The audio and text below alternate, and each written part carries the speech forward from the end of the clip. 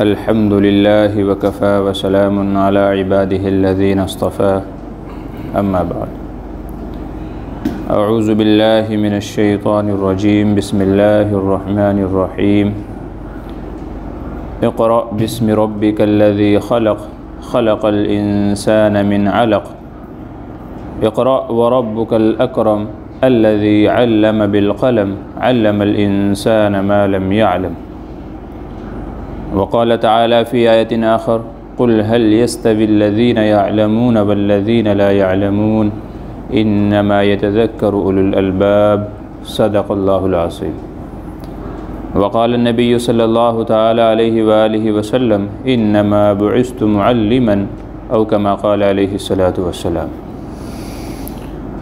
افسوس کہ تعلیم و ترقی میں ہے پیچھے، افسوس کہ تعلیم و ترقی میں ہے پیچھے وہ قوم کہ جس کا آغاز ہی اقرا سے ہوا تھا۔ محترم بزرگ اور دوستو، عزیز ساتھیو، آج کے میرے بیان کا عنوان ہے تعلیم اور اسلام کی تعلیم کے بارے میں تاکید۔ تعلیم کے معنی ہے جاننا، نالج، جانکاری، علم، معلومات۔ اسلام نے تعلیم و تعلم کے اوپر جتنا زور دیا، جتنی اس کی تاکید بیان فرمائی اور جتنے اس کے فوائد بیان کیے، کسی اور مذہب کے اندر اتنی تاکید نہیں ہے۔ تعلیم انسان کے لیے انتہائی ضروری ہے، ایسے جیسے انسان کے لیے ہوا، پانی اور کھانا پینا ضروری ہے۔ اگر انسان کھائے نہیں، پیے نہیں، سانس نہیں لے تو کتنا دن زندہ رہے گا؟ بہت کم۔ جیسے کھانے پینے کے بغیر، ہوا کے بغیر انسان زندہ نہیں رہ سکتا، اسی طریقے سے بغیر تعلیم کے بھی انسان نہیں ہے، کیونکہ تعلیم ہی وہ چیز ہے کہ جو انسان کو سمجھاتا اور سکھاتا ہے کہ انسان کو رہنا کیسے ہے۔ بغیر تعلیم کے انسان نہ تو اپنے رب کو پہچان سکتا ہے اور نہ ہی رب کے پیغام کو جان سکتا ہے۔ اس لیے شریعت اسلامیہ نے تعلیم کے اوپر بڑا زور دیا ہے۔ بعض علماء کہتے ہیں کہ آدمی کے لیے سب سے بڑی گالی، آدمی کے لیے سب سے بڑی گالی یہ ہے کہ اسے جاہل کہہ دیا جائے۔ اور آج بھی اگر ہم کسی کو جاہل کہہ دیں تو وہ برا مان جاتا ہے۔ کتنا بڑا جاہل ہے، اچھا تم جاہل ہو، تمہیں کچھ پتہ ہی نہیں ہے، تو انسان اس بات کا برا مانتا ہے اور ماننا بھی چاہیے۔ تو کہتے ہیں کہ سب سے بڑی گالی انسان کے لیے یہ ہے کہ اسے جاہل کہہ دیا جائے۔ یہاں تک کہ قرآن کریم میں اللہ تبارک و تعالیٰ نے دونوں میں زمین و آسمان کا فرق بیان کیا۔ اللہ تعالیٰ قرآن کریم میں فرماتے ہیں قل، اے نبی آپ کہہ دیجئے،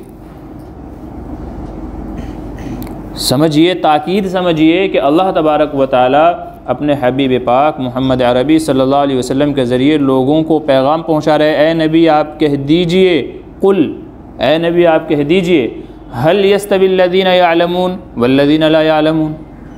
اچھا لوگوں تم ہی بتاؤ، سوال ہو رہا ہے لوگوں سے کہ لوگوں تم ہی بتاؤ، کیا ایک جاننے والا، تعلیم یافتہ اور ایک نہ جاننے والا، دوسرے الفاظ میں جاہل، ایک عالم، ایک جاہل، ایک تعلیم یافتہ، ایک ناخواندہ، غیر پڑھا ہوا، کیا برابر ہو سکتے ہیں؟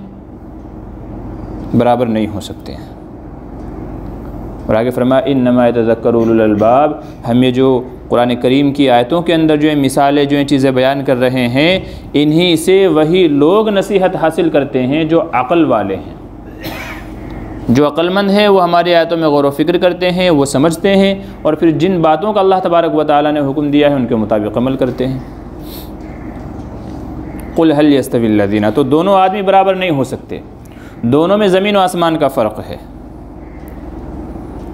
شریعت اسلامیہ نے جس قدر تعلیم و تعلم کے اوپر زور دیا ہے، علم سیکھنے کے اوپر جتنا زور دیا ہے، کسی مذہب کے اندر ایسا نہیں ہے۔ آپ سوچیں، سرکار دو عالم صلی اللہ علیہ وسلم کو ایسے ماحول میں بھیجا گیا جو سراپا ظلمت ہی ظلمت تھا۔ حضور صلی اللہ علیہ وسلم کو جس ماحول میں نبی بنایا گیا، آپ کو بھیجا گیا، ظلمت اور تاریکی ہی ہر طرف تھی۔ کون سا ظلم ایسا تھا، کون سا گناہ ایسا نہیں تھا جو اس دور میں نہیں ہو رہا تھا۔ شراب خوری عام تھی، زنا کاری عام تھی، جوا سٹا ہوتا تھا، بچیوں کو زندہ درگور کر دیا کرتے تھے، یہاں تک کہ لکھا ہے جاہلیت کی حد یہاں تک تھی کہ باپ کے مرنے پر بڑا بیٹا اپنی ماں سے شادی کر لیتا تھا اور پورے مال وراثت پہ قبضہ جما لیتا تھا۔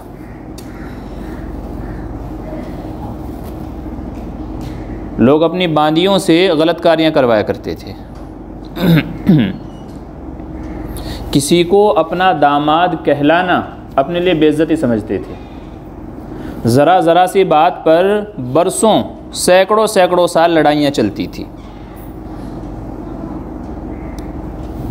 ان تمام برائیوں سے بھرے ماحول میں اللہ تبارک و تعالیٰ نے نبی کریم صلی اللہ علیہ وسلم کو نبی بنا کر کے مبعوث فرمایا۔ شرک کا دورہ تھا۔ خود مکہ کے اندر 360 بت رکھے ہوئے تھے۔ لوگ ننگے ہو کر کے طواف کیا کرتے تھے، ننگے ہو کر کے حج کیا کرتے تھے، اس قدر برائیاں عام تھی۔ ایسے ماحول میں اللہ تبارک و تعالیٰ نے حضور کو بھیجا، اور قرآن کریم کی سب سے پہلی آیت کیا نازل ہوئی؟ قرآن کریم معجزہ ہے۔ آپ ایک ایک لفظ کے اندر غور و فکر کریں گے، آپ کے اوپر علم کے وہ دروازے کھلیں گے جو کسی اور مذہب کے اندر نہیں ہیں۔ اتنی برائیاں عام تھی، حضرت عیسیٰ علیہ السلام کو 500 سے 600 سال گزر چکے تھے، ان کے بعد میں یہ برائیاں عام تھی۔ سب سے پہلا حکم کیا ہونا چاہیے تھا؟ سب سے پہلا حکم ہونا چاہیے تھا اللہ کی وحدانیت۔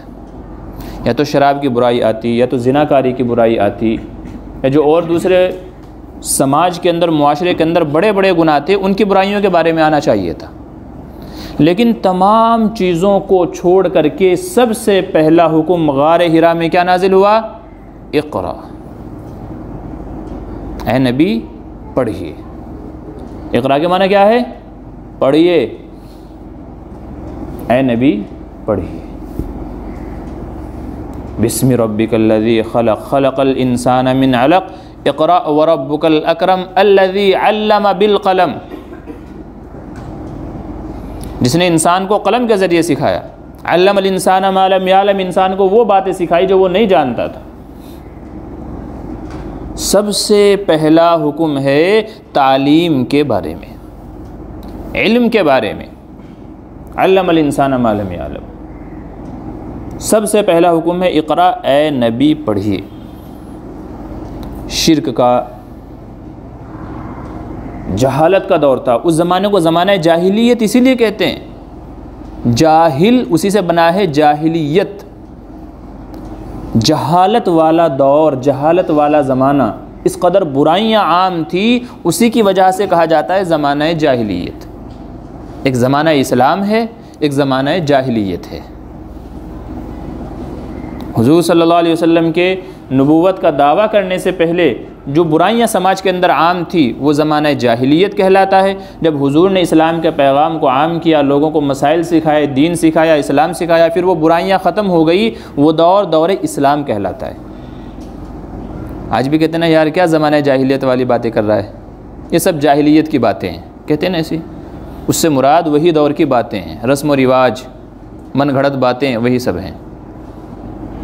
تو اس دور کو دور جاہلیت اسی لیے کہتے ہیں کہ لوگوں کو پتہ ہی نہیں تھا، علم ہی نہیں تھا، تعلیم ہی نہیں تھی، معلومات ہی نہیں تھی۔ ایسے دور میں سب سے پہلا حکم نازل ہو رہا ہے اقرا، اور اللہ تبارک و تعالیٰ کا ایک انداز آپ دیکھیے، کیا کہا؟ اے نبی پڑھیے۔ عربی اصطلاحات کے اندر اسے کہتے ہیں فعل کو ذکر کیا، فاعل کو ذکر کیا، مگر مفعول کو ذکر نہیں کیا۔ یعنی حضور صلی اللہ علیہ وسلم کے ذات کو مخاطب کیا اور کرنا کیا ہے وہ بتایا، اے نبی پڑھیے۔ کیا کرنا ہے؟ آپ نے پڑھنا ہے، لیکن کس کو پڑھنا ہے وہ بیان نہیں کیا۔ یہ نہیں کہ اللہ نے کہ اے نبی قرآن پڑھیے۔ علماء فرماتے ہیں کہ اگر یہ کہہ دیا جاتا اے نبی قرآن پڑھیے تو آج دنیا میں جو اتنے سارے علوم و فنون ہیں ان سب کی نفی ہو جاتی، ان سب کا بائیکاٹ ہو جاتا۔ پتہ یہ چلا اسلام کسی تعلیم سے آپ کو منع نہیں کرتا ہے، کسی علم کے سیکھنے سے، کسی فن کے سیکھنے سے منع نہیں کرتا، وہ چاہے سائنس ہو، وہ چاہے جغرافیہ ہو، وہ دنیا کا کوئی بھی علم ہو، اسلام آپ کو منع نہیں کرتا ہے۔ کیا کہا؟ اے نبی پڑھیے، کوئی بھی علم ہو، کوئی بھی فن ہو، کوئی بھی تعلیم ہو، آپ پڑھو۔ ہے نا کمال کی بات؟ اے نبی پڑھیے، مگر کیا پڑھنا ہے اس کا ذکر نہیں کیا۔ اگر خاص کر دیتے اے نبی قرآن پڑھیے، اے نبی حدیث پڑھیے، اے نبی فلاں چیز پڑھیے، تو پھر یہ ہوتا کہ بھئی اسلام نے صرف اس علم کو سیکھنے کا حکم دیا ہے، بقیہ سے ہمیں کوئی رابطہ نہیں رکھنا ہے۔ اس لیے ہم کہتے ہیں آج کے اس دور میں آپ نے جو پڑھنا ہے، جو بننا ہے آپ بنیے، انجینئر، ڈاکٹر، وکیل، سائنسداں، آپ کو جو بننا ہے آپ بنیے، کسی نے منع نہیں کیا ہے، بس شریعت کے دائرے میں رہتے ہوئے، اسلامی حدود کا خیال رکھتے ہوئے، پردے کے اندر شرم و حیا کا خیال رکھتے ہوئے۔ تو سب سے پہلا حکم کیا نازل ہو رہا ہے؟ اقرا، اے نبی پڑھیے۔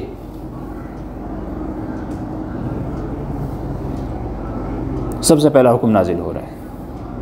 یہ کس لیے ہے؟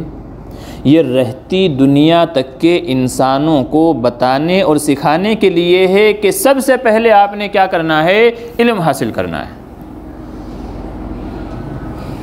کہ بے علم را نتوا خدا شناست، کہ جسے علم نہیں ہوتا وہ اللہ تعالیٰ کو نہیں پہچان سکتا ہے۔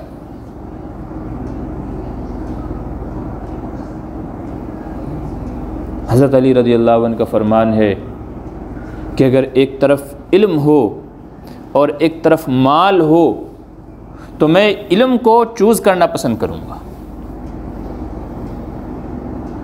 لنا علم وللجہال مال رضینا قسمت الجبار فینا، لنا علم وللجہال مال، اگر اللہ یہ تقسیم فرما دے میں کہ جاہلوں کو مال دے دے میں اور ہمیں علم دے دے میں تو ہم راضی ہیں۔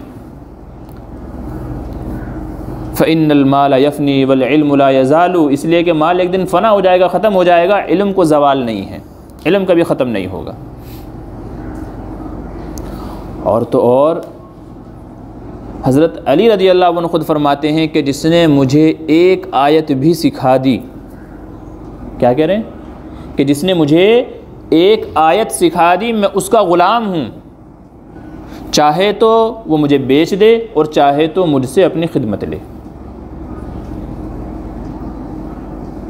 علم، تعلیم اتنا بڑا مقام و مرتبہ ہے۔ اور یہی نہیں، اور آگے آئیے، اللہ تبارک و تعالیٰ نے ہم سب کے باپ حضرت آدم علیہ السلام کو، فرشتوں کو سجدہ کروایا کس بنا پر؟ یہ واقعہ تو مشہور ہے، ہم سب نے سنا ہے۔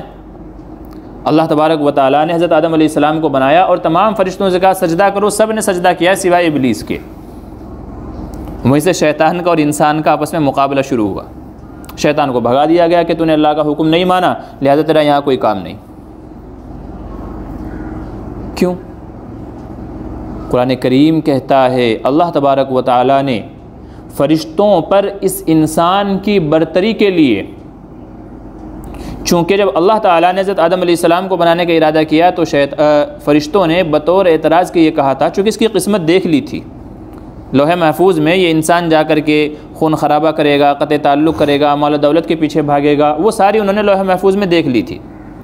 تو جب اللہ تعالیٰ نے فرمایا کہ میں چاہتا ہوں کہ زمین میں اپنے خلیفہ بناؤں، تو فرشتوں نے وہی کہا مولا آپ ایسی مخلوق بنا رہے ہیں جو زمین میں جا کر کے یہ گناہ کرے گی، فساد پھیلائے گی، قتل و غارت گری کرے گی، زنا خوری، حرام خوری، شراب خوری، یہ سارے کام کریں گے، قطع تعلق کریں گے، بھائی بھائی کا دشمن ہوگا، یہ سارے جرائم جس کے اندر ہیں آپ ایسی مخلوق بنانا چاہتے ہیں؟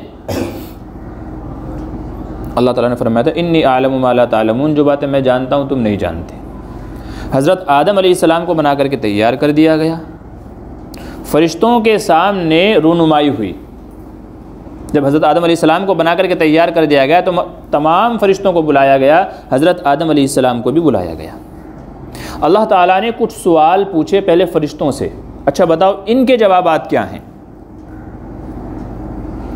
فرشتوں نے کہا کہ مولا ہم نہیں جانتے، بے شک آپ ہی جانتے ہیں، ہم کو تو نہیں پتہ ہے۔ پھر وہی سوال اللہ تبارک و تعالیٰ نے حضرت آدم علیہ السلام سے پوچھے۔ حضرت آدم علیہ السلام نے بتا دیے سوالوں کے جواب کہ اس کا جواب یہ ہے، اس کا جواب یہ ہے، اس کا جواب یہ ہے۔ تب اللہ تبارک و تعالیٰ نے فرشتوں سے کہا کہ دیکھو یہی وہ انسان ہے جس کے اوپر تم نے اعتراض کیا تھا، اب جو باتیں تم نہیں جانتے یہ جانتا ہے، لہٰذا علم میں یہ تم سے بڑا ہوا، اس لیے تم سب اس کو سجدہ کرو۔ تو فرشتے تھے، انہوں نے اپنی اس کا اعتراف کیا کہ ہاں ہمارا اعتراض کرنا بالکل غلط تھا، ہمیں اعتراض کا حق ہی نہیں تھا، کیونکہ آپ ہی جانتے ہیں نا صحیح کیا ہے، غلط کیا ہے، کس کے اندر کیا کیا عیبیں چھپے ہوئے ہیں، کیا کیا کس کے اندر کمال ہیں۔ اس لیے کہتے ہیں نا کہ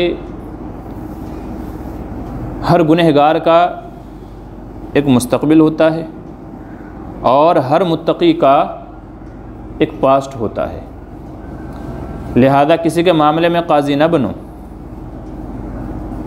کیونکہ اللہ ہی بہتر جانتا ہے کون کیا کر کے آیا ہے اور آگے کون کیا کرے گا۔ تو کسی کو جج نہ کرو اس کی پچھلے والی زندگی کے مقابلے میں، یا جو پریزنٹ اس کی لائف چل رہی ہے اس کے بیس پہ کسی کو جج نہ کرو، کیونکہ آگے کرنے والا بننے والا کتنا بڑا اللہ والا بنے گا کسی کو نہیں پتہ ہے، اور جو آج متقی ہے وہ کل کیا کیا کر کے آیا ہے کسی کو نہیں پتہ ہے۔ تو اس لیے اللہ کے حوالے کر دو۔ تو اللہ تعالیٰ نے فرمایا فرشتوں سے سجدہ کرو، کیونکہ یہ وہ سب باتیں جانتا ہے جو تم نہیں جانتے ہو، یہ علم میں تم سے بڑا ہوا ہے۔ تو تمام فرشتوں نے سجدہ کیا سوائے ابلیس کے۔ تو آدم علیہ السلام کو فرشتوں پر جو برتری دلوائی گئی، جو فرشتوں سے سجدہ کروایا گیا، وہ بھی علم ہی کی بنیاد پہ کرایا گیا۔ علم، تعلیم، معلومات، اتنی اہمیت ہے دین اسلام میں تعلیم کی۔ یہی نہیں، نبی کریم صلی اللہ علیہ وسلم نے واضح الفاظ میں حدیث مبارکہ میں ارشاد فرمایا انما بعثت معلما، معلم ٹیچر، سرکار فرما رہے ہیں مجھے ٹیچر بنا کر کے بھیجا گیا، مجھے استاد بنا کر کے بھیجا گیا، مجھے سکھانے والا بنا کر کے بھیجا گیا ہے۔ چنانچہ آپ نے پوری زندگی نبوت سے پہلے بھی نبوت کے بعد بھی ہمیشہ لوگوں کو سکھلایا، دین اسلام کے بارے میں، تعلیمات کے بارے میں، اخلاق کے بارے میں، تمام چیزوں کے بارے میں پوری دنیا کو علم سے روشناس کرایا۔ آپ کو پتہ ہے غار ہیرا جس پہاڑ کے اوپر ہے اس پورے پہاڑ کو کیا کہتے ہیں؟ اس پورے پہاڑ کو کہتے ہیں جبل نور۔ کیا کہتے ہیں اس کو؟ جبل نور۔ وہ اتنے بڑے پہاڑ پر ایک چھوٹا سا غار ہے، اس غار کو کہتے ہیں غار ہیرا۔ عموماً لوگ پورے پہاڑ کو غار ہیرا سمجھتے ہیں، وہ پورا پہاڑ نہیں ہے، پورے پہاڑ کا نام ہے جبل نور۔ اس میں ایک چھوٹا سا غار ہے جس میں حضور عبادت کیا کرتے تھے، جس میں وحی نازل ہوئی، اس کا نام ہے غار ہیرا۔ اس پورے پہاڑ کو جبل نور کیوں کہتے ہیں؟ جبل کے معنی تو پہاڑ کے ہیں، جبل نور اس کا نام اسی لیے رکھا گیا کہ یہی وہ جگہ ہے جہاں سے نور پھیلا، روشنی پھیلی، اور پوری دنیا میں جو ظلمت، تاریکیاں، اندھیریاں پھیلی ہوئی تھی، یہیں سے اس کی شروعات ہوئی ہے۔ اس وجہ سے اس پورے پہاڑ کو کہا جاتا ہے جبل نور، چونکہ نور کے معنی ہے لائٹ، روشنی۔ نبی کریم صلی اللہ علیہ وسلم نے، آپ دیکھیں کہ ہمارا دھیان نہیں جاتا اس طرف، اور سچی بات تو یہ ہے کہ ہم کبھی غور و فکر کرنے کی ضرورت بھی محسوس نہیں کرتے ہیں۔ آپ علم کی اہمیت کا اندازہ لگائیے کہ شریعت اسلامیہ میں کس قدر ہے، اور آج ہم کتنے غافل لاپرواہ ہیں۔ جنگ بدر کے موقع پر 70 بڑے بڑے کفار مارے گئے جن کو بدر کے کنویں میں پھینک دیا گیا تھا، اور 70 لوگ کفار قید ہو کر کے آئے۔ چونکہ اتنے سارے قیدیوں کو رکھنا سنبھالنا مشکل تھا، چونکہ صحابہ کا وہ جو دور تھا وہ غربت کا دور تھا، فراوانی کا دور نہیں تھا۔ جنگ بدر کی اگر آپ ہسٹری پڑھیں گے، اس کے بعد جو صحابہ نے سلوک کیا ہے قیدیوں کے بارے میں، دنیا کی تاریخ میں آپ کو کہیں نہیں ملے گا۔ لوگ ظلم و ستم کرتے ہیں، صحابہ کرام رضی اللہ عنہم نے اپنا کھانا چھوڑ کر کے ان قیدیوں کو کھلایا جو ان سے لڑنے آئے تھے۔ یہ ایسی مثال ہے کہ رہتی دنیا تک کے کوئی قوم، کوئی بادشاہ اس کی مثال پیش نہیں کر سکتا ہے۔ اپنے بچوں کو بھوکا رکھا مگر ان کو کھانا کھلایا جو ان کی قید میں تھے، جو ان سے لڑنے آئے تھے، جو ان کو مارنے آئے تھے، اپنے آپ بھوکے رہ کر کے، فاقہ رہ کر کے ان کو کھلایا۔ جب ان لوگوں کو رکھنا مشکل ہو گیا، چونکہ صحابہ کا وہ دور بھی غربت کا دور تھا، کوئی بہت زیادہ فراوانی کا دور نہیں تھا، صحابہ کرام کے مشورے سے یہ طے پایا کہ ان کو رکھنا تو بڑا مشکل ہو رہا ہے، تو ان کو چھوڑ دیا جائے، لیکن اگر ایسے ہی چھوڑ دیں گے یہ پھر ہمارے خلاف لڑنے کے لیے آئیں گے، تو کچھ تو پنشمنٹ رکھی جائے ان کے اوپر، کوئی سزا، کوئی تاوان، کوئی جرمانہ، کچھ تو رکھا جائے ان کے اوپر، نہیں تو پھر واپس لڑنے چلے آئیں گے۔ تو مشورے سے یہ طے پایا کہ جو قیدی مالدار ہیں، جن کے گھر والے فدیہ دے سکتے ہیں، ان سے فدیہ لیا جائے۔ 4000 درہم یا ایسی کوئی رقم متعین کی گئی کہ اتنی رقم ان کے گھر والوں سے کہا جائے تمہارا بندہ ہمارے پاس سے چھڑانا ہے، اتنی رقم دو، لے کر کے جاؤ۔ تو صحابہ کے اندر جو ہے غربت ہے وہ بھی دور ہوگی اس طریقے سے۔ لیکن جو غریب ہیں، جن کے پاس مال ہے ہی نہیں، بس لڑنے چلے آئے تھے، ان کے بارے میں کیا کیا جائے؟ مشورے سے یہ طے پایا، آپ یہ پوائنٹ ہے غور و فکر کرنے کا، مشورے سے یہ طے پایا کہ جو لکھنا پڑھنا جانتے ہیں ان کی ذمہ داری یہ ہے کہ 10 صحابہ کو لکھنا پڑھنا سکھائیں اور وہ آزاد۔ وہ کافر جو قید میں تھے اور وہ خود لکھنا پڑھنا جانتے تھے، تو اگر تم نے آزاد ہونا ہے، رہائی پانی ہے، تو اس کی شرط یہ تھی کہ ایک بندہ 10 صحابہ کو لکھنا پڑھنا سکھا دے۔ مال نہیں ہے، کوئی مسئلہ نہیں ہے، آپ لکھنا پڑھنا سکھا دو ان کو اور تم آزاد۔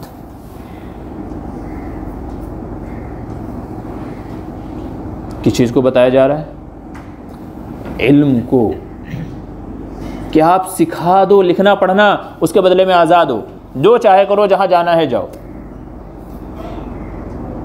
اتنی اہمیت ہے تعلیم کی، علم کی دین اسلام میں، اور آج ہم لوگ کہاں کھڑے ہیں؟ آپ یقین مانیے، میں تو آنکھوں سے دیکھ کر کے آ رہا ہوں، لوگ یہاں سے بڑے شوق میں جاتے ہیں حج کرنے، عمرہ کرنے، واللہ لوگوں کو وہاں یہ تک پتہ نہیں ہے کہ صفا مروہ کے 7 چکر کیسے ہوتے ہیں۔ جیسے بیت اللہ کے ارد گرد لگانے سے ایک چکر مکمل ہوتا ہے، لوگ سمجھتے ہیں کہ صفا مروہ کا پورا چکر لگانے سے ایک چکر ہوتا ہے، حالانکہ وہ 2 چکر ہوتے ہیں، صفا سے مروہ ایک چکر، مروہ سے صفا دوسرا چکر۔ لوگ سمجھتے نہیں کہ یہ پورا لگانے سے ایک چکر ہوتا ہے۔ لوگوں کو اللہم انی اسألک الجنہ یہ دعا 8-10 بار کہلوانے کے بعد بھی ان سے یہ لفظ نہیں کہا جا رہا ہے کہ جی ریاض الجنہ میں جانا ہے، وہاں ایک دعا مانگنی ہے، اللہم انی اسألک الجنہ۔ 8-10 بار کہلوانے کے باوجود بھی یہ 2 لفظ ان کو نہیں آ رہے ہیں۔ لوگوں کو یہ تک پتہ نہیں ہے کہ ہم لوگ یہاں آتے کیوں ہیں۔ وہ ایک ساتھی اپنا بتا رہے تھے کہ جی میں نے چھٹی لی، تو ان سے پوچھا بھائی تم وہاں جاتے کیوں ہو؟ کہ جی جیسے تم لوگ تیرتھ یاترا پہ جاتے ہو تو ایسے ہم لوگ بھی وہاں جاتے ہیں۔ کمپیریزن دیکھ رہے ہو کیا بتا رہا ہے وہ، کمپیئر کیسے کر رہا ہے کہ اچھا تم لوگ بال کیوں کٹاتے ہو؟ بس ایسے ہی کٹاتے ہیں جیسے تم لوگ وہاں جا کر کے منڈن کرواتے ہو، ہم لوگ یہاں بال کٹواتے ہیں۔ بہت ساری باتیں اس نے پوچھی تو میں اس کو بولا یار تیرے کو جو ہے کچھ کتابیں تو نے پڑھی ہیں نہیں پڑھی ہیں اسلام کے بارے میں؟ بولتا ہے جی نہیں میں تو بینکنگ میں ہوں، بینکنگ کی ساری کتابیں میں نے پڑھ ڈالی ہیں۔ میں بولا بندہ خدا جا کر کے تاریخ فرشتہ ایک کتاب ہے جس میں ہندوستان میں اسلام کیسے آیا، جا کر کے اس کو پڑھنا۔ اس کو یہ پتہ نہیں ہے ہندوستان میں اسلام کیسے آیا، مسلمان یہاں کیسے آئے، اور ان کے آپس میں تعلقات کیسے تھے، کچھ بھی پتہ نہیں ہے۔ بیسک جو معلومات ہے وہ بھی اس کو پتہ نہیں ہے، حالانکہ وہ بندہ پوری فیملی کے ساتھ عمرہ پہ آیا ہوا ہے۔ یہ 1-2 کی نہیں بتا رہا ہوں، اچھے خاصے لوگ دوسرے ملک کے لوگ بھی یہاں تک کہ پوچھتے ہیں کہ چکر کہاں سے شروع کرنا ہے. ان کو یہ پتہ نہیں ہے کہ صفا سے شروع کرنا ہے، حالانکہ وہاں لکھا ہوا ہے بدایت الصفا، یہاں سے چکر شروع کرنا ہے، لکھا ہوا ہے. دسیوں لوگ آ کر کے پوچھتے ہیں کہ جی صفا کہاں ہے، چکر کہاں سے شروع کرنا ہے. لوگوں کو یہ تک پتہ نہیں ہے کہ جی یہ گرین لائٹ ہے، یہاں دوڑنا کیوں ہے، اور صرف مردوں کو دوڑنا ہے، عورتوں کو نہیں دوڑنا ہے. کچھ ہماری مائیں بہنیں وہاں بھی دوڑتی ہیں، جیسے مرد دوڑ رہے ہیں وہ بھی دوڑ رہی ہیں. ہماری معلومات کا یہ حال ہے، جبکہ زندگی میں ہم اس مقام پر ایک یا دو مرتبہ ہی جاتے ہیں. اللہ جس کو جتنی بار بلاوے وہ اس کا نصیب، لیکن ایک یا دو بار جاتے ہیں، تب بھی ہمارے علم معلومات کا یہ رزلٹ ہے، یہ ہے کہ ہم کو وہاں کے کیا کیا کرنے ہیں، کیسے کرنے ہیں، کیوں کرنے ہیں، وہ سب چیزیں بھی ہم کو پتہ نہیں ہے. اور بندہ بڑے شوق میں یہاں سے جاتا ہے کہ جی لو جی حاجی بن کے آ گیا ہے. تو آپ سوچیں روزمرہ کی جو ہماری زندگی ہے اس میں ہمارے علم کا کیا حال ہے، ہماری تعلیم کا کیا حال ہے. تو میرے عزیزو، علم، تعلیم یہ انتہائی ضروری ہے. ایسے ہی ضروری ہے جیسے میں نے عرض کیا انسان کے لیے کھانا، پینا اور ہوا ضروری ہے. ان کے بغیر آدمی زندہ نہیں رہے گا. تعلیم کے بغیر بھی آدمی زندہ نہیں ہے، چونکہ اس کو پتہ نہیں ہے کہ میرا رب کون ہے اور میرے رب کے پیغامات کیا ہیں.